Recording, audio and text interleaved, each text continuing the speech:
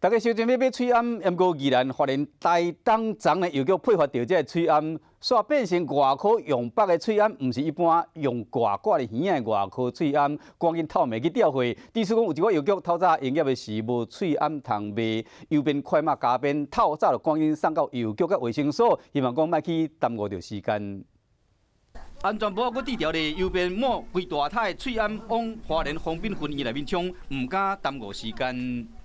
这是昨天的，对，昨天的。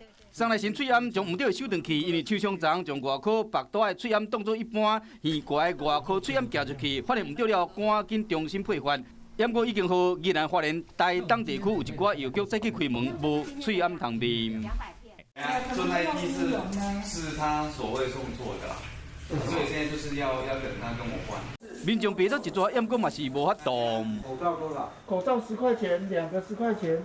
真无简单，摕着翠暗药水就赶紧处理。不过柜台边仔哪有撇丝牌啊？敢讲要时间算牌啊？原来台东这个药水用撇丝牌啊替民众排队，等利用时间再搁插健保卡去登录，省这个电脑系统塞车甲民众排队时间。4000多家在上网，他怎么可能不塞？宜兰市区透早嘛出现排队的情形，小小药局内面拢是人。较好啦，就较公平啦。虽然人多，不过现场的特殊真好，大家拢会使互相体谅。强度难关。